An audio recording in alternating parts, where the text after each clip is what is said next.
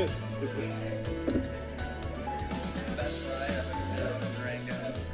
I think I heard roughly.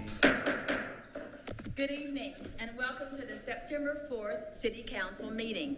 May we have a roll call, please? Councilor Bettine. Here. Councilor Blickett. Here. Councilor White. Here. Mayor Pro Tem Youssef. Here. Mayor Marbury. Here. And tonight I would like to introduce the Mayor's Youth Engagement Program. The City of Durango has interviewed many teenagers from Durango High School and also Animas High School and appointed them as liaisons to boards as well as the Mayor's Youth Advisory Commission. And I'm lucky enough to work with fabulous teenagers in our community. So would all of you please come to the podium? I'd like you to introduce yourself and also explain which board you represent. The teenagers go to 7 o'clock meetings with the mayor and before school, and then they also go to their board meetings at night with the different boards and commissions, and then they get together on a separate day all together in a workshop. So please step up and introduce yourself. Hi, my name is Stella Potemkin, and I will be serving on the Maine Mayor's Youth Advisory Commission. I'm really excited to start this year and to be more engaged in my community and hopefully solve problems and help to solve problems like the rising suicide epidemic that's facing Durango. Thank you. My name is Amelia O'Ketter. I'm also on the MIAC board, and I'm kind of excited just to work with all my peers and learn more about the community and how interconnected it is and address the homelessness problem as well. Thank you. My name is Josephine Bizantz. I'm on the Public Art Board, and I'm excited to help open a gateway of communication between the community and the youth. I'm Jade Pruitt. I'm from the Maine MIAC board, and I'm excited to put on events that both appeal to youth in our community, but connect them with other people, including City Council. Thank you. Hi, I'm Stevie. I'm on the Lands Preservation Board. I'm really excited to learn more about lands preservation in our community and just kind of be a part of the issues and discussions on that. I'm Sailor Stottlemyre. I am on the Maine MIAC board, and my goal to get from this year is just to learn about kind of the council's role and then the commission's role in kind of guiding the town. And then also I'm really interested in working with like the high school and getting involved with different events that we have there. Hi, I'm Kyla Thomas, and I'm on the Business Improvement District, and I'm personally excited because I would like to major in business in the future, and I feel like this is going to help me excel professionally. Hi, I'm Owen Eicher. I am a liaison between the Utilities Commission and the MIAC board. I would like to be an engineer when I grow up, and so I think that utilities will really help me, and then I can communicate that information back to the main MIAC board. Well, this is just a small number. Hopefully the other MIAC representatives will be able to attend future city council meetings. Let's give them a great round of applause.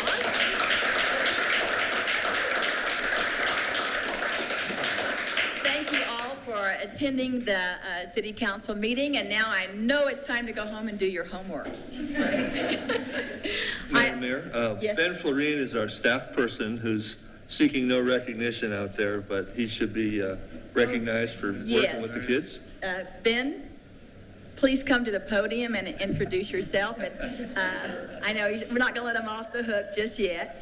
And tell the audience what department you work in. Thank you, Mayor. My name is Ben Florine. I'm the Deputy City Clerk, and I help administrate the Youth Engagement Program and the study sessions and the meetings each month. And there's a great group of kids involved this year, and we're looking forward to being effective in the community and getting in on some great projects and rounding up other teens and youth to help be part of the program. So. And thank you for your extra efforts, Ben, working with the teenagers and all the organization that goes in. I really appreciate that. Yeah. Thank you. Thank you very much. Thanks.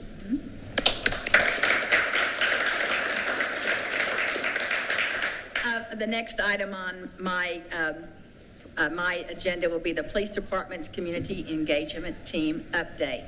And I see our Chief of Police, Chief Asbel, coming to the podium. Well, good evening. Mayor, Council, thanks for having us here. So we're going to be giving you a presentation, or actually my team is going to be giving you a presentation on a community engagement component of the police department that was created last year about, I believe, July. So with me, I have the original members of that unit, which is Officer Kaplan and Officer Engel. And then this year, we added Corporal Harper to the mix. And at the end, I have Commander Shoup, who is our commander for Operation Support. That oversees our investigations and community outreach efforts with community engagement team and also school resource officers. So these guys have about a 10-minute presentation for you. So I will hand the podium over to them. Let's see if I can start this thing. Okay, you guys have the floor. Thank you, Chief. Harper's the talker, so we're going to put him up first. Oh, do what my boss says. Thank you, Mayor, Councilman. I appreciate it so much. So as Chief said, we are the community engagement team, the three of us.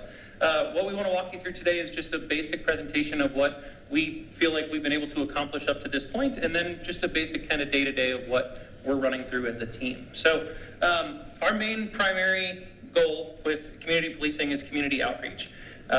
We like to take as much time as we can on a day in and day out basis and reach out to every member of our community. So we spend time walking around downtown, engaging with our business owners, and more importantly, just engaging with the citizens of Durango. Primarily, that's where we're gonna find them, is downtown, visiting shops, tourists walking around, and really it's a way for us to be a friendly face. It's a way for us to be a friendly face to engage with community members and answer any questions. You'd be surprised how many people have questions, but they feel uncomfortable calling the police department, or they feel uncomfortable calling dispatch. By us being downtown and by having a friendly smile and being willing to engage, we answer so many questions that most people would just go unanswered, and they feel really disconnected with their police department. So, crime prevention is absolutely important. We want every member in this community to feel safe, and we want them to feel like they can come to us with any problem. Our chief preaches it everywhere we go. We never know what's going on if the great citizens in our community don't tell us. So we are constantly spreading that message. Please pick up your phone. Please seek out, stop us, and engage with us. Ask us questions. Tell us if something's going on in your community. We hear so many times, and I'm sure maybe some of you at some point have felt like, I don't know if that's something I should reach out to the police department about. If we don't know, we can never find out. We find crazy amounts of crime and things that happen just from little conversations with folks that spiral into an extra patrol, that then turn into a contact, that then turn into, next thing you know, we're catching folks who are breaking into cars, or we're catching folks who are vandalizing vehicles or homes in communities. So crime prevention, outreach, and really making sure that the citizens feel like they have a voice and a connection to the police department, that's one of the main reasons I'm proud to be a part of this team. I'm going to turn it over to Officer Kaplan.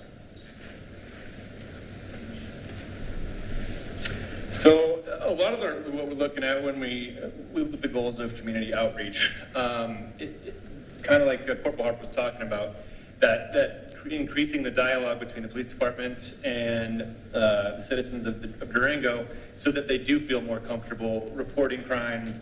I can't stress enough how when we have those little conversations downtown, it's don't be afraid to call us. That's what we're here for, and we get a lot of positive feedback on that. And a big thing is that I've seen is being part of the team is, like it says in that, building the trust and familiarity with the community. That's been one of the things I've enjoyed the most about being on the team, is we're getting to know a lot of people that we wouldn't otherwise get to know. Like as a police officer, a lot of the times, 90% of the people you're contacting on patrol, it's because they're having a bad day or something bad has happened. As a member of the community engagement team, I have more of the opportunity to contact your everyday citizen who's just out downtown or out at the park, and just having a conversation with them about what's going on with the city, what's going on with the police department, and that's been a really positive experience. And I feel like we've gotten a lot of positive feedback on that as well, and that's been exciting. And part of the crime prevention stuff is it increases safety for our patrol guys. Like at the end of the day, we are still part of the patrol division, and we're here to support them. And if we can do that by finding out what's going on and giving them a heads up, then that helps the city, that helps the police department. And it's been a really positive experience so far. And I'll turn the next slide over to Officer Engel. Okay, so these are just the breakups of the divisions of our community outreach. We, as a department, we hold a philosophy of community policing. So like what the chief talks about every time is that we serve the people of Durango. So everybody from our records technician to the chief of police, we are concerned about our relationship with law enforcement and our community. And that is something that an agency has to work at. Specifically, our community-oriented policing is driven by 4 units of sworn officers. We have our social media officer, Cindy Taylor, who's not with us tonight. So I'm going to talk a little bit about what she contributes to the community engagement team. We have our community engagement team, our school resource officers, and then when we can do bike and foot patrol. It is amazing when you, as a police officer, when you're driving down the street in a patrol vehicle, everybody thinks you're going to write them a ticket, right? But when you're riding your bike on the river trail, everybody thinks you're there to answer their questions. So it's completely different. So just that type of focus is what we're trying to do, and that's what we stress as our community engagement team. The purpose of the community engagement team is started back in 2017, and it was to reduce the number of incidents of crime and to improve the quality of life in the city of Durango. So we've addressed this in a lot of different ways that we're going to get to in the slides. I think one of the things that we can highlight that we've been working very closely with our local liquor licensing board, and there are some people on the council that sit on that board and help us with that. One of the things that we have found is that in working with our local taverns and restaurants and bars, is that we've actually created a strong trust between the managers and between the police departments.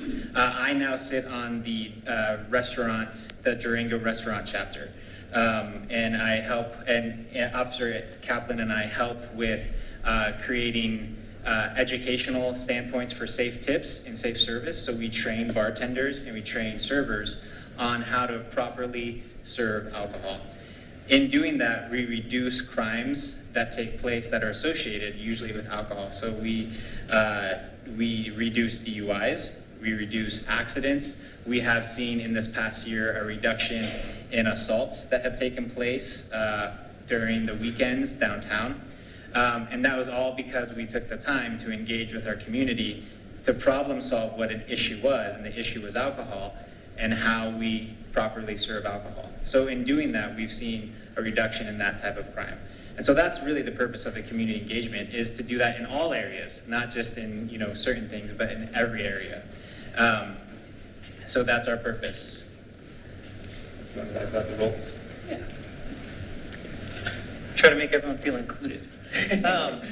So the Central Business District Liaison, both Officer Kaplan and Officer Engel make it a point to go downtown and engage with every business owner and talk to them as much as possible.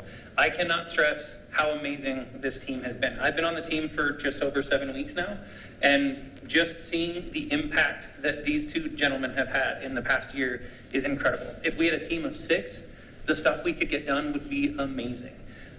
Liquor code compliance, Officer Engel hit on that.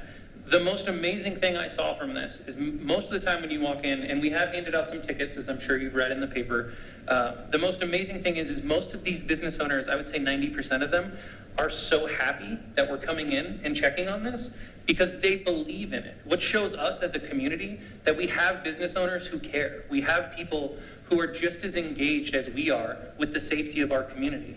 When you have that kind of buy-in from your community members, the things you can accomplish together are incredible.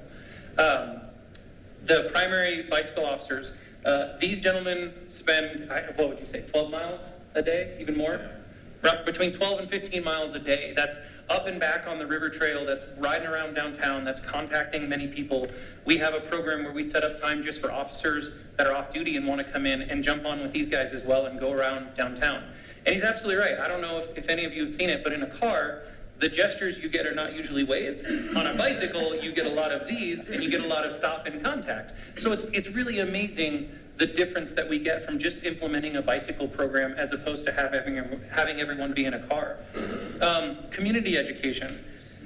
That is, I personally believe, one of the chief's biggest strong points. If we educate our community, if they're knowledgeable about crimes that are going on within the community, if they're knowledgeable about what a crime is, how to report it properly, the channels that you go through, and how the justice system works, that is how you make an educated community group, and then in turn, a unified community group with your local law enforcement. Our homeless community outreach, we spend, countless hours. How many would you say we spend? I don't even know. I can't count. Countless hours up at Manna Soup Kitchen. Contacting as many folks as we can that are struggling and having a hard time. And the interest isn't to get people in trouble. The interest isn't we're trying to, hurt people or get people out of here. I know that that's a common misconception. But really, we just want to make sure that people feel helped, that people feel like they have a place to go and that they can talk to us if they need help. We do everything we can at every moment when someone's in need. And that doesn't just mean you've been the victim of a crime. That means you need help. We will put you in contact with local churches, local outreach programs, whoever we can find to try to get you some help. So I like to say that the roles of the CET team are many hats. I put on a different hat every single day. We partner with so many local different groups here in town. I think between the three of us, we probably sit on 10 different boards of different community projects to make sure that we are as in tune with our community as possible.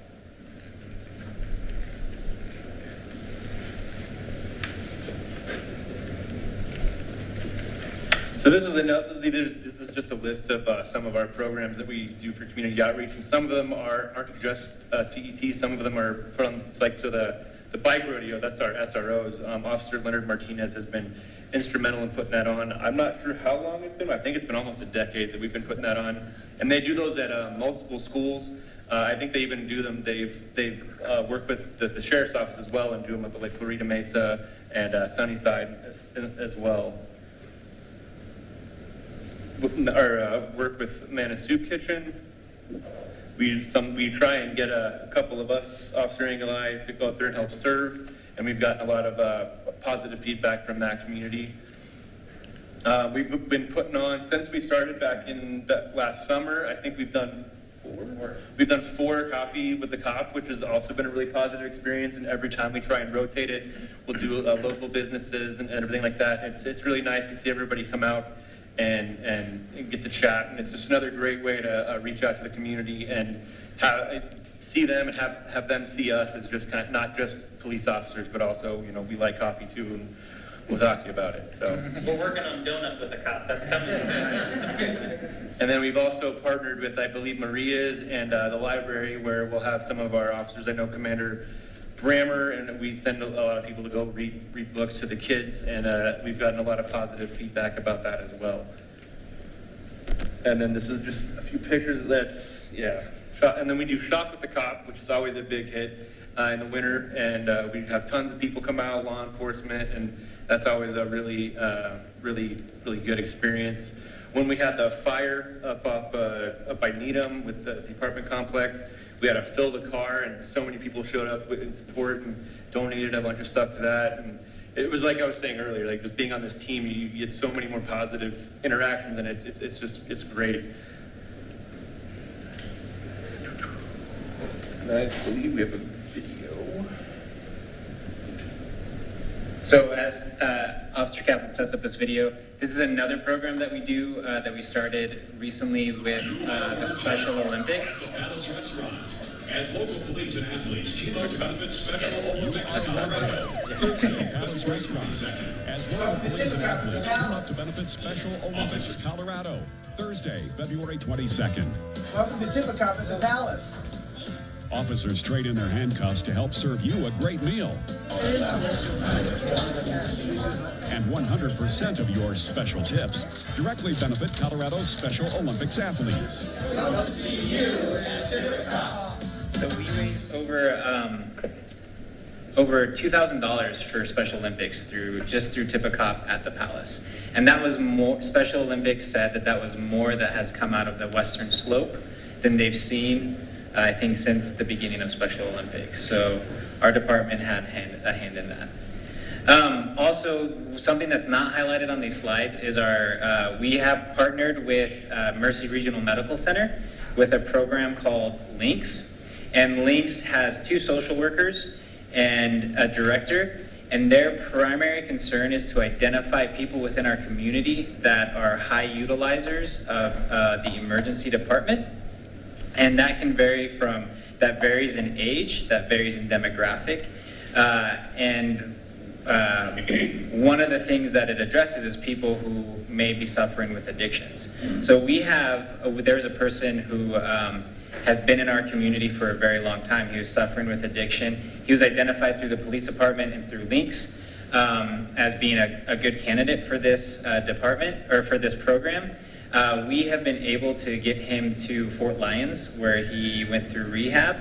We were able to get him an ID, which he hadn't had in a long time. We were able to actually hook him up with a job and with housing up in northern Colorado, and he's been sober for over 8 months working, and he hasn't been sober for 20 years. And that's just through Links, and that addresses all different types of people through all different types of lifestyle, and that's something that the PD has partnered very closely with, and we're still working on. And he undersells that a bit. Part of that work that we're talking about, finding sobriety for people and doing this, has been because these 2 gentlemen spent hours of their time with this gentleman, convincing him that this was a good program. This program is totally voluntary. We don't force people into this program. It's these 2 gentlemen and now our team taking the time to go out of their way to find folks and engage with them in a positive light, not just write tickets, not just keep doing the same thing. That's really what our team is about, finding another approach, stepping outside of the box and saying, we've written tickets. What else can we do to actually help this person? What else can we do to solve the root problem? And that's really what our team tries to do. We try to alleviate the problem at the root so that we don't let it grow and become a bigger problem for patrol or the rest of the community to have to deal with. So keeping with the theme of community engagement and community policing, social media is a big involvement in that, because it's not just a reactionary, but it's seeking out ways to help prevent what's going on. So there are some few stats. Over 75% of the applicants to Durango Police Department have found out that we were hiring through social media. We tend to post videos, like security footage of people committing crimes. We post that on Facebook, on our social media pages, and we get reports saying, I know who that person is, this person is living here, and then we can send that to our patrol officers. We've been able to locate missing people off of social media. We've been able to connect with our community better and hear feedback. More people feel comfortable typing rather than talking in person, as we all know. And so we've been able to get feedback and have been able to adapt and become a stronger department through social media. It builds relationships with our community through transparency. We've been able to get news out faster through social media because of it.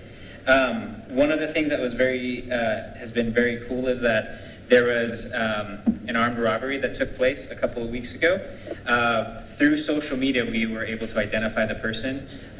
We were able to create a photo lineup. We have a warrant issued for his arrest because of this. Good. So it's a tool that allows us to communicate positively and not just negatively with our community. It allows us to educate. We do traffic tip Tuesdays, so we help people with some of the traffic issues that our traffic units have been seeing. We educate them on Tuesdays through that. It's an all-around very good tool for us to use. Just from the police department, we do love our community. We're a part of our community, and we appreciate the support in any way possible. We love the community so much we're willing to embarrass ourselves, and that's what we're closing with. The dance video. My favorite. And tell us how many.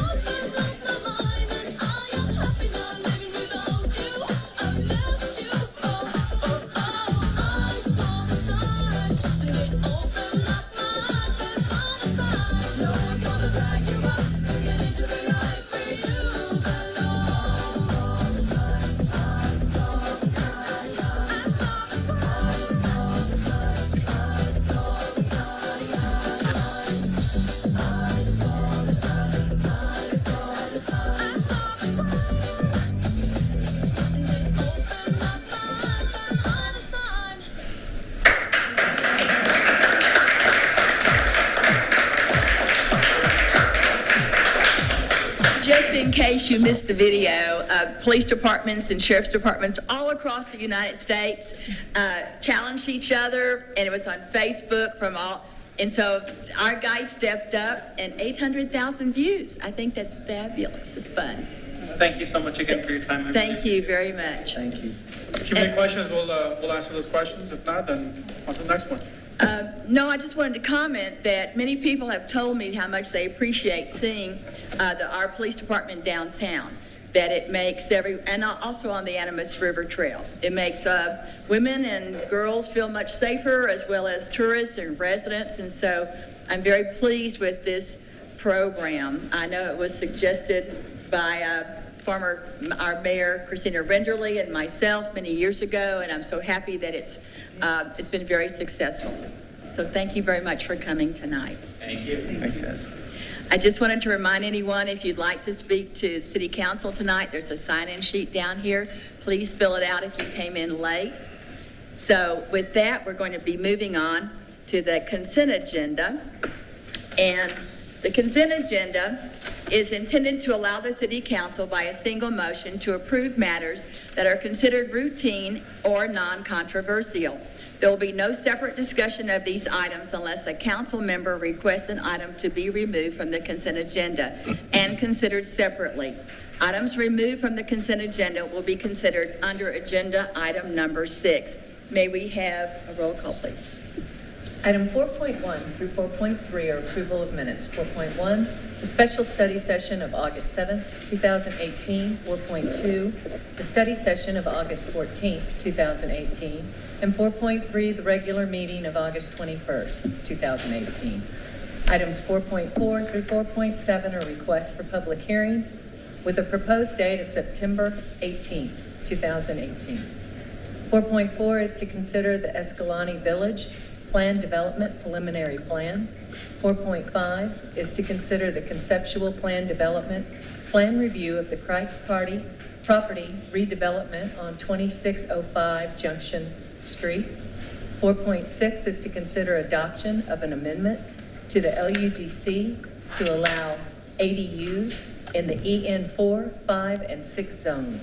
And item 4.7 is to consider adoption of the Storm Drainage Design Criteria Manual and associated text amendments to the Municipal Code and the LUDC. Thank you, Ms. Phillips. Would any counselor like to remove an item from the consent agenda? I do have a question.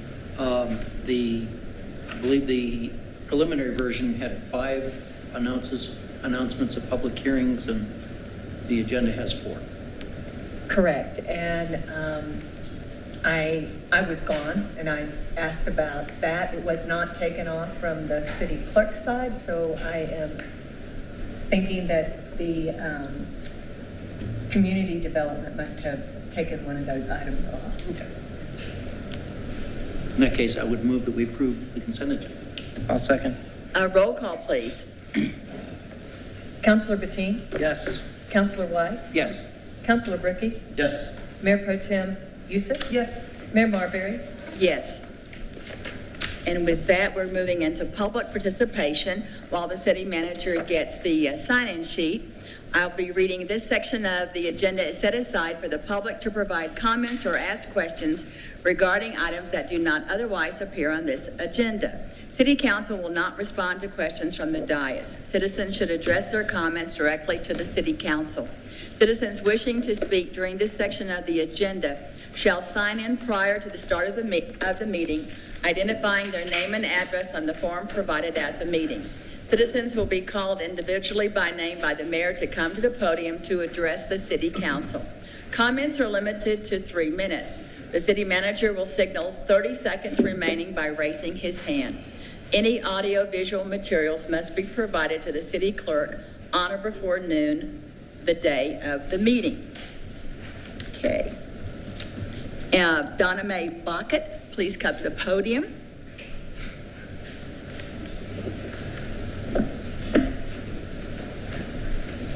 Hello, good evening. I've come in my Homeland's costume for a reason. In the words of Hawaii, my birthplace, family is Ohana. My Ohana in Durango, The people I choose to call family are Nani, beautiful. They are people living in tents, in vehicles, and in uninhabitable spaces. Some have jobs. God is Nani. He made each of us in his beautiful image. So let us together value God's unconditional love with open minds toward a lasting solution. My Ohana wishes to obey your laws in a place where they may transition into long-lasting homes. I bring you the values of Hawaii. Aloha is a value of unconditional love. Ho'ohanohano honors the dignity of others, to conduct oneself with distinction, and to cultivate respectfulness. Ikelopono, learn, grow, and expand into greater aloha for love, harmony. So we walk up the mountain of life. Imiola, the value of mission and vision. Ho'oma'u, the value of perseverance, to never give up. Malama, the value of stewardship, to take care of, serve, honor, protect, and care for. Kakao, the value of communication for all of us. We are in this together. Ho'okipa, hospitality of complete giving. Welcome guests and strangers with your spirit of aloha. Ha. Humility, the humble, to be modest and with open minds. And ohana, family, or the people you choose to call family. A human cycle of complete aloha. Mahalo, thank you. A way of living in thankfulness for the richness that makes life so precious. A'ohe, pu'u, kie, ke, ho'a'o, ia ape. There is no mountain that cannot be climbed. Please, city councilors and staff, Malama Lukahi, together let us care for Durango's Nani Oha. Thank you. Thank you. Dale Garland.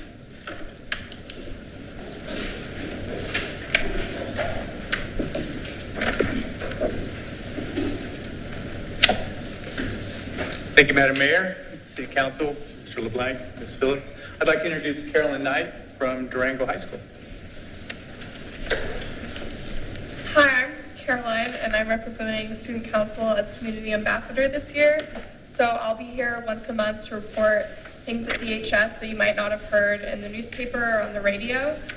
These are all a list of things that teachers have asked me to share with you or the principal. So, DHS students and staff were busy over the summer. Here are some of the highlights. After 42 hours of designing and preparation, the Durango High School Aerospace Design Team and associate schools from Texas, Washington, Pakistan, India, and the UK placed second at the International Space Settlement Design Competition at Kennedy Space Center. According to the judges, the margin between the first and second place team was paper thin. A total of 240 students from 5 continents competed in the competition, grouped into multinational companies. This year's project required designing a settlement in Moltke, a lunar impact crater located only a short distance from the Apollo 11 landing site. DHS team members were Paxton Scott, his sister Abby Scott, and Caitlin Weiss, who is also on Mayor's Youth Advisory Commission.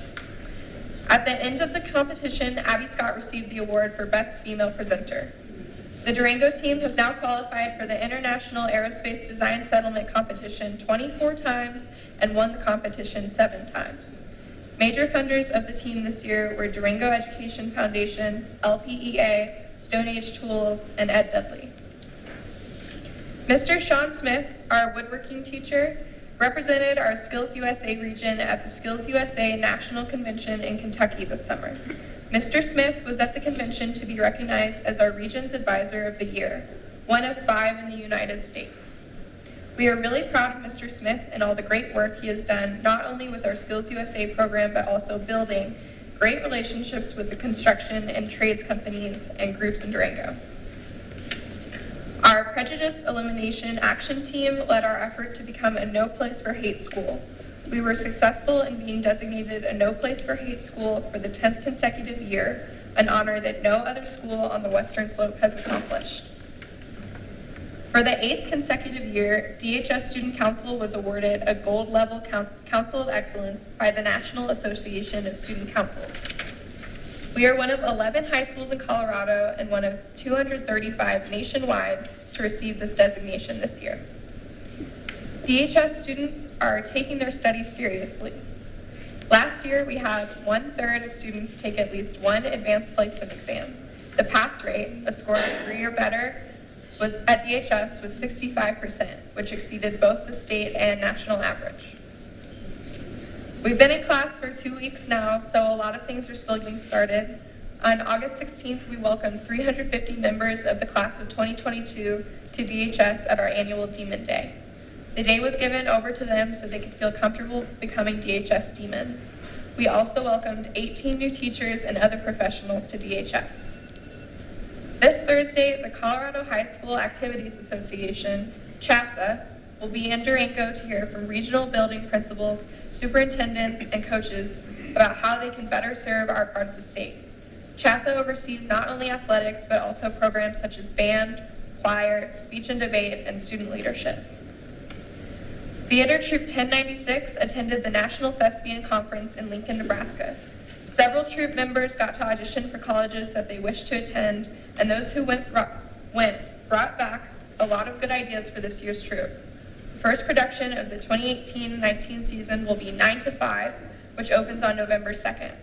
If you'd like to be a patron or get more information on this year's productions, you can contact the theater department. And finally, our DHS homecoming is coming up the week of October 1st through October 6th. We're hoping that the Durango community, especially DHS alumni, will come out and join us for this annual week of activity. Thank you. And thank you very much. We'll look forward to your report each month. Thank you so much for coming.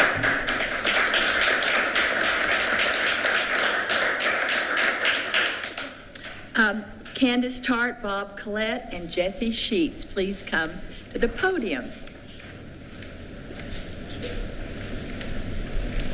Thank you so much, Council, for allowing us to present today. So we are here. I'm the psychologist for the Farmington Vet Center and also serve Durango half the week. And in collaboration, especially with the DAV, the Disabled American Veterans, who Bob represents, and is an active participant in this, we have opened, or we're going to formally open on Friday, a Veteran Outreach Center of La Plata County. And what this is meant to be is a drop-in center. What we had noticed is a lot of people fall through the cracks. A lot of veterans fall through the cracks. Some don't want to maybe interface with the VA or federal programs or, et cetera. So we wanted to, with the suicide rate being pretty high in Southwest Colorado, across the board for most populations, including our veterans that are at a higher rate than national average, and we've got a lot of homeless veterans as well, is how to reach this population and not have them drop through the cracks so much as to have a drop-in center, low barrier access to same-day something services, whether they speak to a veteran who has some experience to talk to the person there. We have counselors, not just me, but other volunteer counselors. We have yoga teachers doing complementary health kind of things, yoga teachers, acupuncturist community, some other body workers who are using the space, all collaborating, anybody who offers services to veterans, to VOA, the Volunteers of America, the Veteran Service Officer who helps them get connected with services, all these people in a one-stop place to come in and access it versus sending them all over town and trying to find them or getting lost in the cracks. So we are having a grand opening this Friday, 12 to 3, and I wanted to invite people. We're out on Settle Street. We're across from Cassidy's Kitchen, next to Durango Organics. Sorry, a lot of people know where that is. Not sorry, just where it is. In the old Bula building, in the corner office, and it's going to be open Monday through Friday, 9 to 3 at this point. And we have some people, and we also have Jesse here, who's a veteran, who's going to be our work-study volunteer who's here. And I just hope that we had a minute or two for them to say maybe something about this as well. I wanted you all to be aware of this in the community. We're trying to connect with everyone, including people like Mana Soup Kitchen, in trying to be a resource. So I wanted to let you all know. And the DAV is, I'm so behind you. I'm sorry, the DAV is trying to help with their financial needs, and we take care of some of our homeless veterans that get them housed temporarily, where the VOA takes over at that point and gets them housed permanently, hopefully. We help with jobs, we help with many things that somebody would need when coming off the street, and before they can get into their permanent situation. And a lot of guys like Jesse, who's going to start with our work study and help us out at our Veterans Outreach Center. I hope you can all take some time Friday and come see us and see what we've accomplished and give us a nod. Appreciate it. Thank you. I will be there at your Friday grand opening, so thank you so much. Jesse, did you want to say anything? No. Okay. All right. He's Well, a wonderful young combat veteran, and we're excited thank to have you. him on our Thank you so much for coming tonight and sharing the information. All right, thank you. I'll see you Friday. Thank you.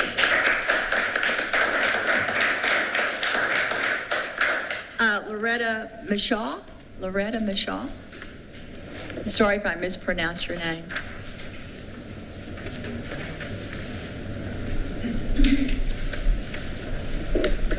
Hello, my name's Loretta Mushaw. That was really close. Okay. It's a tough one. I live here in Durango. Did you want my address? Yes, ma'am. 3190 East Animas Village Drive, Durango. I'm a 20-year resident of La Plata County. Lived in both Bayfield and Durango. Live in Durango now. I'm the director of Durango Homeless Youth Advocates. I just wanted to make a couple statements. In 2015, a Durango high school counselor stated through the Durango Herald, and I don't know which reporter did this article, but it was stated that she knew of dozens and dozens of couch surfing or homeless students at Durango High School. And the rule of thumb with homelessness is if you know of 25 homeless people, there's probably 25 more that you do not know of. So dozens and dozens of couch surfing students probably equates to 50 or 60, I would guess. In 2018, a point in time survey during a freezing cold night this past winter revealed that there was 40 homeless youth, either couch surfing in motels, cars, staying with relatives or neighbors, not at home. So same there. They estimated 40. There was probably 80. Pretty rough. I have 3 kids myself, and I've seen all 3 of my kids struggle with housing, affordable housing, and some have couch surfed. My son had to live in the back of his Suburban for a couple of weeks because when I lived in Bayfield, gas was too expensive, and he couldn't drive home. So he said, "Mom, I'm just going to sleep in my car." And it absolutely broke my heart to see my own son camping, in his car, and I'm living in a nice home. And so we all have children or grandchildren that are coming up into this kind of economic environment that's really hostile and brutal. Durango Homeless Youth Advocates was started to promote education and housing. I hope I'm going to try to keep it at 3 minutes. So I promote pairing education with housing, such as college dormitory housing.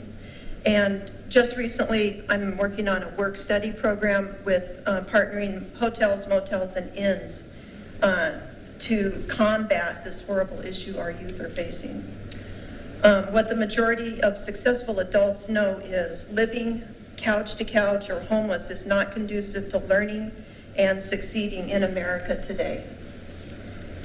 On behalf of our local youth, I respectfully request we all plan ahead to accommodate our young people in a safe and affordable housing.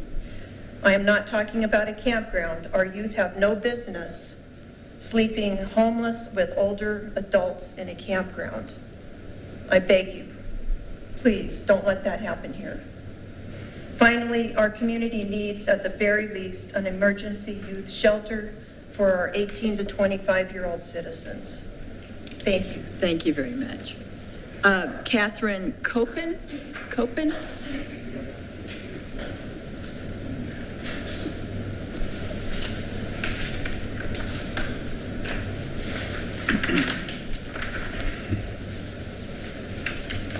Good evening.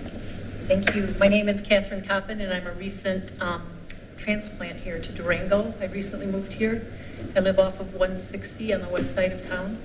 So I may look a little familiar to you. I spoke to you in the springtime when I was here with a disaster response training team. And we were doing outreach at the time, and I became very aware of what's happening in the homeless spectrum here. And I really feel for you guys. I feel for your whole community. And at that time, I invited you to take a peek at what was happening in Traverse City, because they've got some really successful models and stuff of how they're caring for the homeless. But as I've come here and I've heard your response to the plea from the community, like, you do something. And I'm hearing you're saying it's not our role, it's not our responsibility. And I'm beginning to understand your answer. I'm really beginning to understand that you are the keepers of the law. That in my elementary understanding, I'm a layman in this and trying to understand, but that you are in a position of helping create the laws, and then you are in a position of exacting the laws. Is that correct, my elementary understanding? And so my plea, the reason I'm coming tonight is, as I've returned to Durango, I've been doing outreach, street outreach with the homeless. I've been at Manna every day. I go into the streets every day. I've been building relationships with the homeless every day. And it's to hear their stories and to understand their plights. And so I'm sure you know that we can't put them into a cookie cutter picture of this is why they're homeless and this is how we should treat them. There's different avenues of how they need to come up and out of homelessness. But the reason I came tonight is my urgent plea to you, because you're the keepers of the law, you are the gatekeepers of the law, is that I'm specifically working with a couple of gentlemen that are here tonight that are fighting really hard to obtain their sobriety and to be lifted up out of homelessness. And I appreciate that you've pointed the direction, and by saying, go to Fort Lyons, go here or there. And we've exhausted many of those resources. And in fact, the one gentleman, he will be going to Fort Lyons. He has a bed date September 18th. The other gentleman cannot obtain a bed date because the beds are full. And so my plea to you is that my friends have been, since the camp closed 2 weeks ago, Saturday, 2 weeks, they've had no place to lay their head. They have no resources, no place to lay their head. And so I've been watching them walk the streets like zombies. And so my plea to you is that, in being keepers of the law, if you would consider extending the hours of the city parks, because that's the only place they're finding that they can lay their heads, and that's only during the day. And I'm kind of confused with the whole dynamics of, I come from Traverse City, and that's driven by the tourist industry and the image that you want to present in the tourism industry. I understand that. And so to be able to have the homeless find a place to rest at night versus being out in the community during the day. So I'm just presenting these to you. I'm boots on the ground. I'm trying to help people be lifted up out of the homelessness, and this is a huge barrier. And one of the grievous concerns I really have is I have a history of working in the mental health industry. You'll need to wrap it up. Okay. And when people can't receive sleep, it can push them over into really severe mental health circumstances.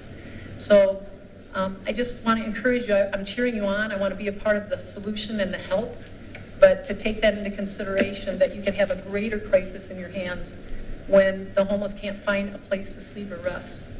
So Thank you. I'm sure you've already talked to the La Plata County Social Services, because they have social workers that deal with homeless situations as well. Correct. Correct. These individuals have been going after those solutions, and it takes many hurdles to come out of these circumstances. And so what I'm appealing to you is that can take days and weeks and months, and they're losing sleep every day. They have no place to sleep. And it's creating a chronic health issue for them to be able to even pursue that. Thank you very much for your comments. A gentleman, Alan Skaggs. Alan Skaggs, if you're in the audience, Mr. Skaggs.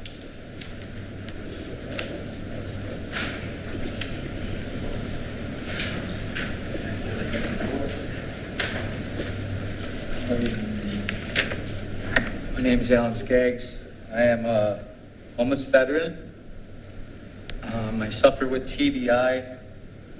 I've been homeless off and on for, since 2011. And I have a couple questions for you if you don't mind. When the sheriff closed the county encampment, he did so at the request of the city and based on the city's promise, that's only one promise, that it would create a permanent space for homeless residents. The city is abandoning any efforts to make camping space available for its unhoused residents. Another thing I want to say is given the clear lack of sufficient bed space for Durango's household population, like the shelters are full, everything, can't get in, period. The camping ban violates the 8th Amendment proscription against cruel and unusual punishment. The Supreme Court has long held that laws punishing individuals based on involuntary status alone are cruel. That's all I have right there. You know, the one thing about when the police officers were here and the corporal was saying about the bicycle police, I walk up and down these blocks all day long on the trails everywhere. My friends, my homeless friends, there were a few of us in here, they had to leave because that was another lie. I have never seen one bicycle officer since I've been here in 7 months, period. I am a graduate of Fort Lyon. I'm getting ready to go back. But because I keep in contact with my case manager and my peer mentor there, I was able to convince them to email and fax over the paperwork so that other people like me have a chance in life. You know, I'd love to go get a job, but it's kind of hard to when I have a 125-pound backpack on my back. You know, out of sight, out of mind. Even the other day when I got hemmed up at the VFW, and I'm a member there. Imagine that.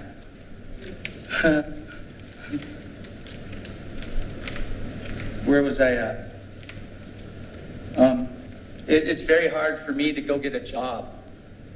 Like out of sight, out of mind. When we were up there by the the Green Mountain Cemetery, we were out of sight, out of mind, away from town. That's what this letter says. I have it all. We abided by the laws. We collapsed our tents, and you took it away from us. Now we become an eyesore. That's all I have. Thank you.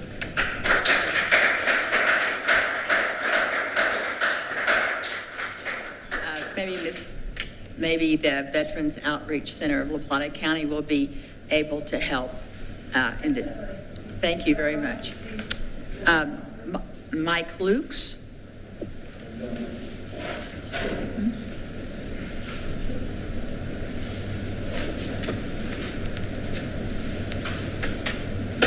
My name is Mike Lucas, not Lutz, thank you, and hi to the council. I'm a homeless guy too. I've had 3 jobs, 4 jobs like that my whole life. And when you're homeless and you got nowhere to go, and what do I put on my application? Homeless, screwed. And basically everybody looks down at you and everything. I'm harassed at least 4 to 6 times a day by the police officers. I'm not laying down on the concrete. I don't drink. I'm 24 days sober. I'm going to Fort Lyons. I got my stuff together. But nobody really cares except for the people that I'm around that, encourage me, keep going and everything like that. But when the place that we've been shipped around like cattle, when we were good up there by ourselves, no fires, no nothing, the ones that caused the fire was the train station going by, and we were trying to get blamed for it, which is a bunch of BS. And then we got moved from there into almost a FEMA camp with cages all around us and all of us in there. Then we got moved from there down to the school, and there was nothing but harassment in there. Police were coming in there, and they weren't supposed to come into the campgrounds down there at all. They did. And then we were moved up over here by the cemetery, in which we were told that we would have a permanent spot you know, and then it ended. And we were vacate, and so we're to everybody go down to Manny, get something to eat, because everybody gets one meal a day and maybe a sack lunch if they have enough. And we donate every time, me and my other homeless friends doing dishes, whatever, clean up, put up chairs and stuff. And then where are we supposed to go? We go either to the park and sit down there, and then everybody, you know, cops are driving by constantly checking on that, and you know, I get harassed like that. Are you drinking? I don't know. And I'm just basically tired of it, and I'd like you guys to get it together, and whoever you guys are bumping heads with or whatever, you know, pull you guys' heads off of each other, or whatever, pull it out, wherever you need to pull it out of, and start helping out these people with the homeless, because a lot of people want to work, and they are working right now, and I'm going to 4 lines on the 18th, I have a bed. There was one open finally. That's all I gotta say. Do something for the homeless, don't do something for you guys. Thank you. We're moving on to an ordinances, introductions of ordinance 10.1. An ordinance amending and repealing certain sections of Article 7 of Chapter 21 of the Code of Ordinances of the City of Durango concerning smoking in public places and declaring an effective date. City Manager? Yes, Madam Mayor. Earlier today, I had a discussion with Councilor White, who had offered some suggestions to improve the draft that was presented in your packet. And so what was placed at the dais tonight is a revised ordinance, and I'll just highlight those sections that have changed. On the first page, the third whereas, I'll read it as revised. Whereas it is the intent of the City Council that the act of smoking will be consistent with the regulations provided in the Colorado Clean Indoor Air Act. And the purpose of that recital is to make it clear to the public that this includes tobacco, vaping, marijuana, anything that is smoked. And then on the next page, at the top of the page, section 2, Councilor White asked for some clarity regarding seating in public places. So it now reads as follows: all seating areas in city-owned parks, playgrounds, and picnic areas, including but not limited to picnic pavilions or fixed covered seating areas located in a city-owned park. So that would clarify the question, I believe Councilor White had. What about if someone was standing having a cigarette in a park? Because that would be prohibited. And this also clarifies where the seating areas are. So it makes it a little more understandable by the public. You have an ordinance number. It's 2018-21. 21. Okay, council?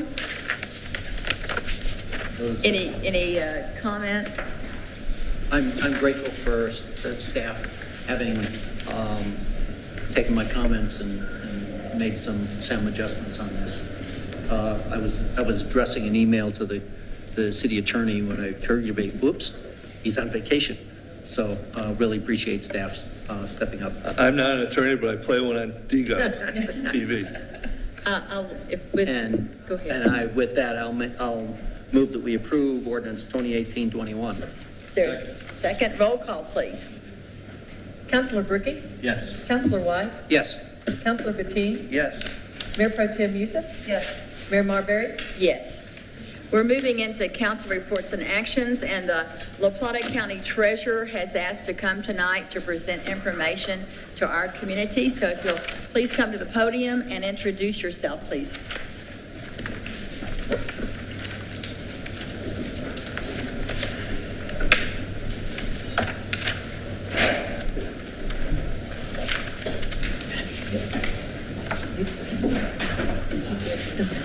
The mouse.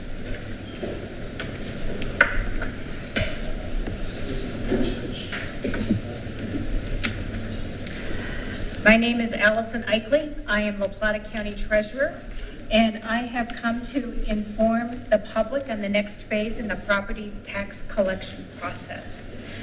I made this presentation as a result of making numerous phone calls to our business owners here in La Plata County, and there was some confusion as to what personal property is and what personal property taxes are.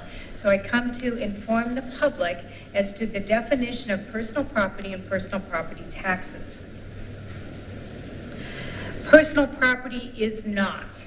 It is not items used in your personal life or in your personal home. That's one misconception. What is personal property?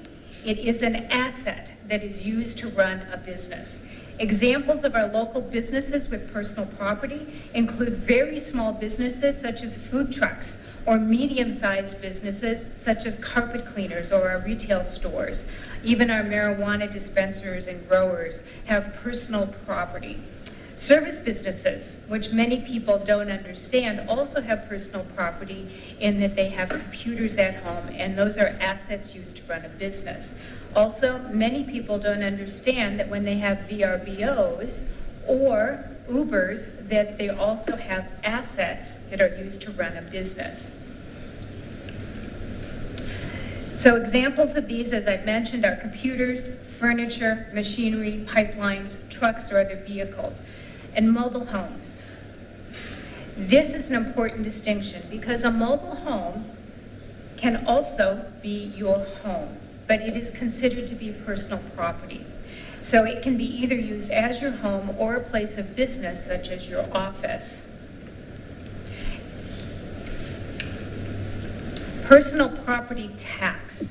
Many people got this confused when I talked with them. They thought, well, in my lease, I already pay real estate tax. That's part of my lease. Personal property is not a real estate tax. Or they say, I give my sales tax every single month to the Department of Revenue. Personal property tax is not that, nor is it the use tax, which many people paid, or the sales tax that they paid on these assets when they purchased them. So what is personal property tax?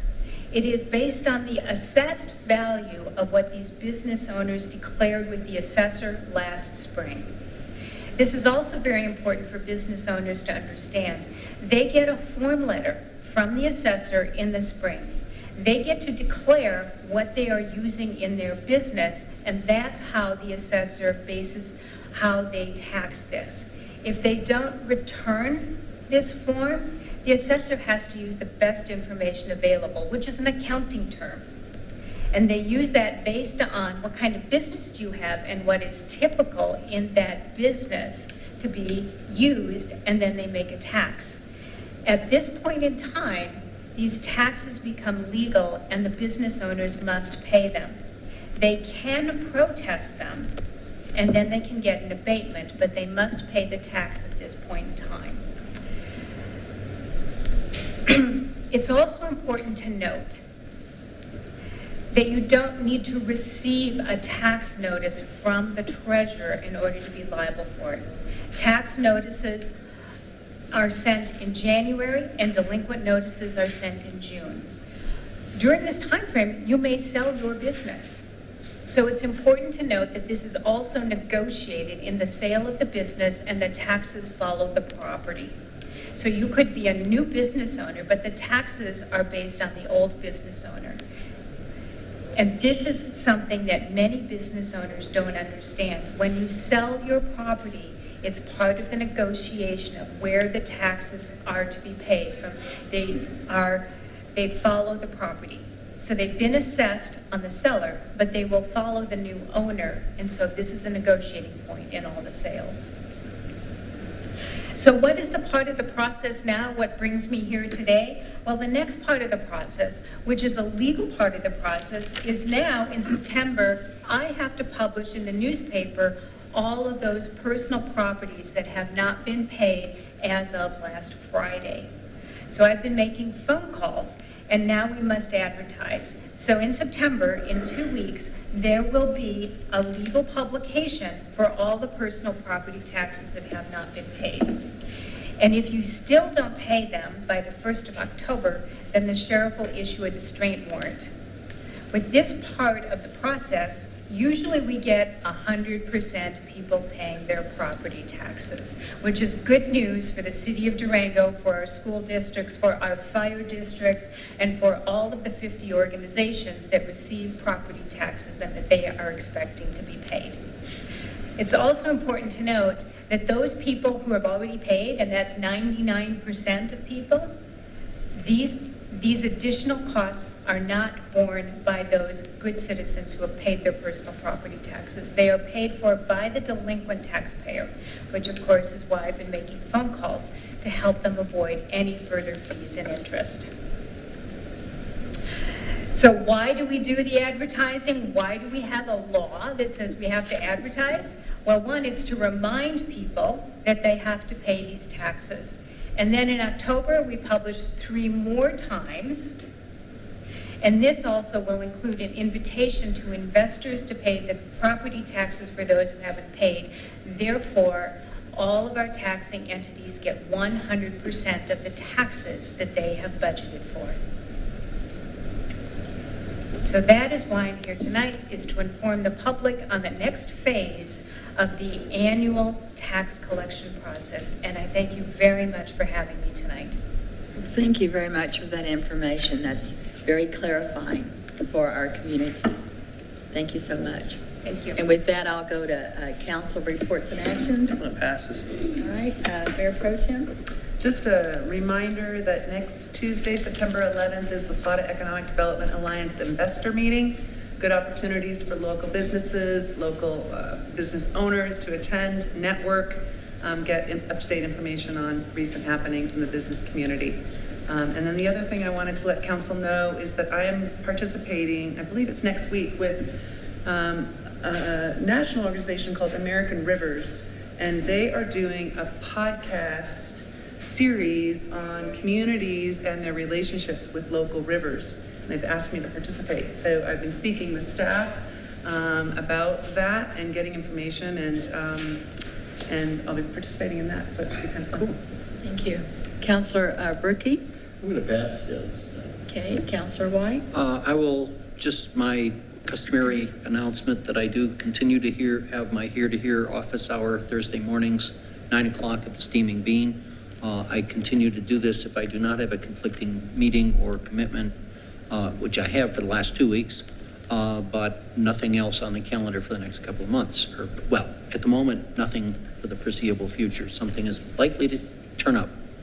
Do you want to talk about the Council General? You go ahead. I just wanted to mention that 2 weeks ago, on the 22nd of August, we had a very interesting meeting with the Consul General of Canada from Denver and his community relations officer, and that conversation included members of the City Council and staff, as well as the Economic Development Alliance and Fort Lewis College, including the new president, Tom Striticus. And there were some interesting ideas bubbling up about how we might collaborate with Canadian organizations or attract Canadian tourists and so on, and or business. The other thing I would mention also happened on the 22nd was later in the evening, or excuse me, that's, I've got that wrong, I've got the date wrong. This is coming up on the, I believe the 12th, was announced on the city's website today. There's an open meeting at the rec center of informational meeting about the upcoming College Drive 8th Avenue Safety Project. That will be at 5 o'clock on, I believe, Wednesday the 12th. I had somehow got it back to Wednesday the 22nd. Green Business Roundtable kicks off next week, Wednesday at noon, as usual at the Henry Strader Theater. And we just remind people that the Community Emergency Relief Fund support is available to local businesses that were impacted by the 416 fire. A couple of other items that are kind of related to that. Remind people the city does have a reverse 911 service, which certainly went into effect during the fire. Look for reverse 911 on durangogov.org. And also, the city's social media was extremely active during during the fire, and people can connect with the city on social media at www.durangogov.org/social media. Thank you. I'd like to announce that Purgatory is having free ski passes for children in 4th grade and younger. And that's a ski season pass. You don't have to have a parent to purchase it. No parent purchase is required, and that you would sign up at the ticket office at Purgatory. So I know we're going to have a bang-up winter this year. So I really admire Purgatory for offering that to children in 4th grade and younger. Since the police department was here tonight, I'd like to talk about the ballot issue coming up in November. And again, talk about the needs for the police department. I support the men and women in blue, 100%. The building across the street was built in the 40s. It used to be a fire department and a police department. In the 70s, the fire department moved out and the police department remodeled it and took over. It's a crackerjack box. I would encourage everyone who hasn't been there to go on a tour and to look at the needs of our police department. We saw 4 officers here tonight with our chief. There's no room to grow, there's no training room, there's no place for anyone else to sit. You heard our community engagement team say that there were 3 officers. We would like to see more officers hired. We have fine candidates waiting.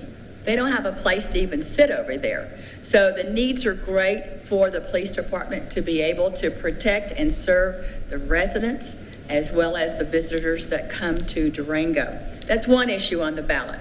The second one is called the streets repairs and improvements. It's not real sexy to be able to say you can fix streets, but it's very necessary for all the businesses and the residents that live here. Paving projects, curbs, gutters, storm drains, sidewalks. All of this is necessary infrastructure. And so the council will be putting a ballot together in November, and it's asking you to raise your property taxes as well as a little bit on the sales tax. The redeeming feature for me is that Farmington is also raising their sales tax. So we're going to be almost at the same amount as Farmington. We know that we lose money going south as well as through the internet. So I'm always preaching about shopping locally.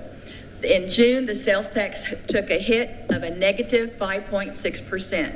The city manager is looking at the 2018 budget and making cuts as we sit here. The 2019 budget, we do not know the July results until later on in September. All of this impacts city services as well as city programs. We listen to the public. City Council has looked at raising some user fees, as was suggested by the public, and also cutting some programs, as was suggested by the public. It was the public that said do a combination. Don't let it all fall on property tax or the sales tax. And so the City Council listened to people, and that's why we came up with this combination. So I'm going to ask you to support the police department. You need them when you call 911 in a heartbeat. They're there. And they are there to protect and serve. And they need your help, plain and simple. They need our help. I voted for the fire department, and so did you. It passed. I voted for schools, property taxes, to help our education. And so I'm asking you to help our police department and also to help our sexy street department, the curbs, the gutters, the storm drains, the sidewalks. They need you. Because if you look at your own house that you live in and you have a leaky roof and you don't pay attention to that leaky roof, you're in danger of everything collapsing.